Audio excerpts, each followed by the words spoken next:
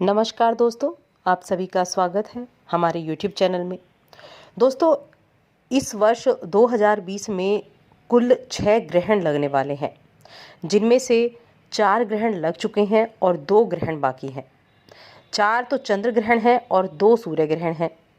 इस वर्ष में साल का जो पहला ग्रहण लगा था वो 10-11 जनवरी को लगा था, उसके बाद दूसरा 5 जून को लगा, उसके बाद चंद्र ग्रहण था जो कि चंद्र ग्रहण था। इसके बाद 21 जून को सूर्य ग्रहण लगा और चौथा ग्रहण जुलाई में लगा और अब 30 नवंबर को 5वां ग्रहण लगने वाला है जो कि चंद्र ग्रहण होगा।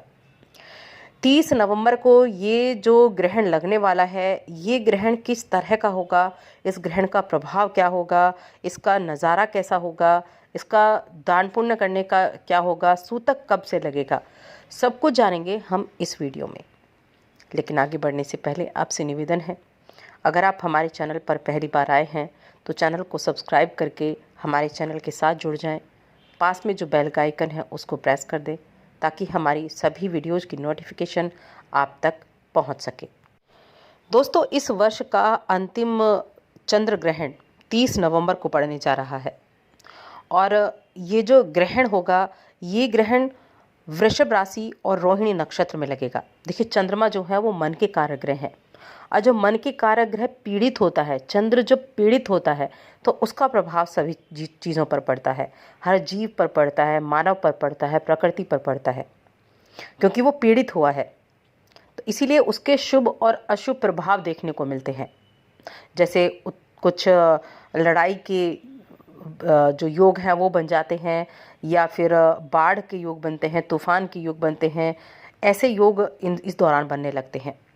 ये जो ग्रहण होगा, इसका समय अवधि और इसका सूतक काल क्या होगा और क्या क्या कार्य आपको करने चाहिए, साथ ही धनु राशि के लोगों के लिए ये ग्रहण कैसा रहेगा ये भी हम जानेंगे।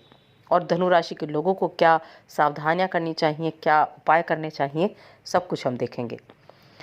तो ये जो ग्रहण लगेगा, इसका समय होगा 30 नवंबर को दोपहर 1:02 से ये शुरू होगा और शाम को 5:23 तक ये रहेगा।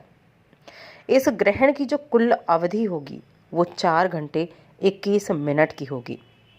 देखिए, ये जो ग्रहण है ये एक उपछाया चंद्र ग्रहण है जो कि भारत, अमेरिका, प्रशांत महासागर, एशिया और ऑस्ट्रेलिया में दिखाई देगा। और ये जो ग्रहण है उपछाया चंद्र ग्रहण, अगर हम देखें तो इसको देखें, इंग्लिश में पेनुम्ब्रल कहा जाता है।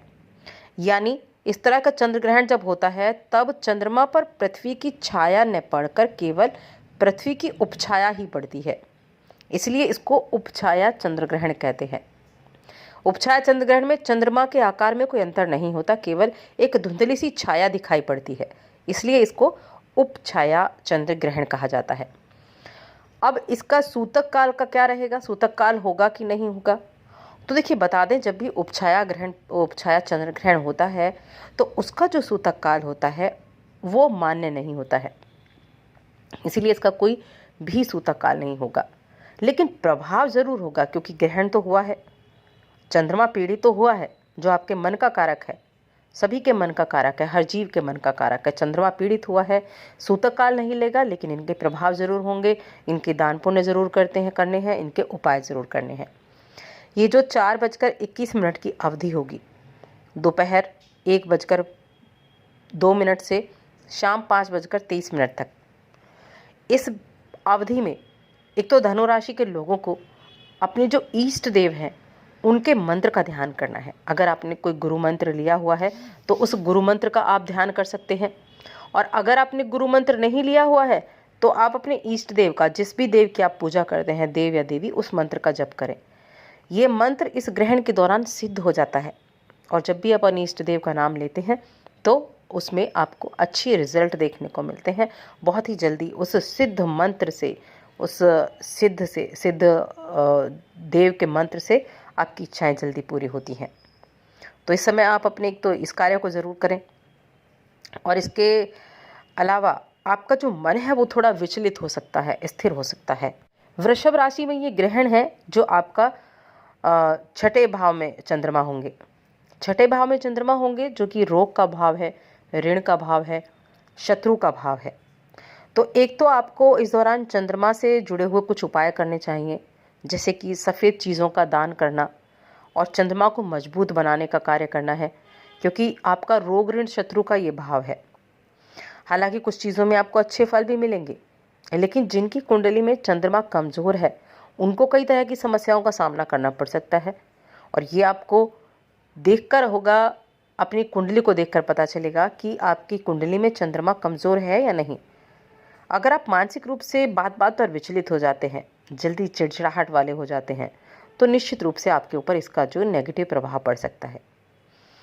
इसके लिए आप सफ़ेद चीज़ों का दान करें। एक तो दूध का दान करें इस दिन, दही का दान करें, खीर का दान करें, मिठाई का दान करें, सफ़ेद मिठाई का।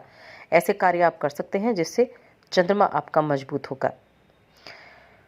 इसके अलावा कुछ और ऐसी चीज़ें हैं जो आपको ध्यान देनी चाहिए, जो आपको याद रखनी चाहिए। जैसे एक तो जो गर्भवती महिलाएं हैं, उन महिलाओं को इस चंद्र ग्रहण में बाहर नहीं निकलना है, क्योंकि जब ये ग्रहण लगता है तब इसकी जो अशुभ किरणें होती हैं वो आपके गर्भ पर पड़ सकती हैं, जो कि शुभ नहीं माना जाता है। इसलिए आप इस 4 घंटे की अवधि के दौरान, इसका लगभग 4.5 घंटे की अवधि के दौरान बाहर ना निकलें, अपने घर में रहें।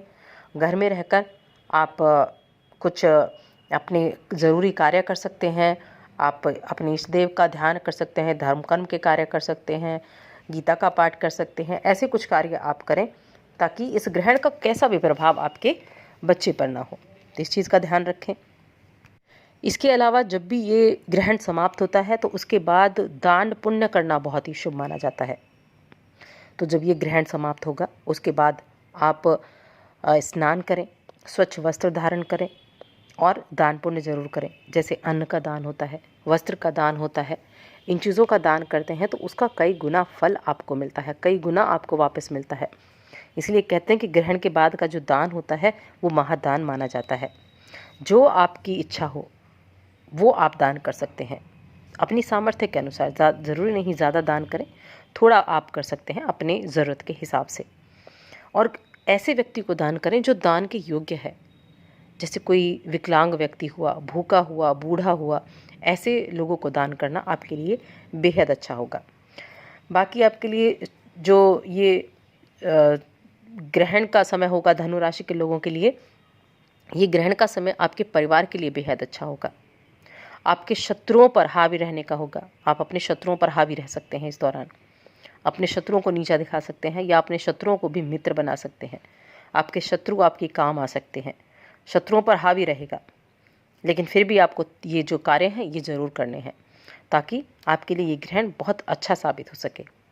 साथ ही चैनल को भी सब्सक्राइब कर लें और हमारी इस वीडियो को ज़्यादा से ज़्यादा लाइक करें, शेयर करें। धन्यवाद।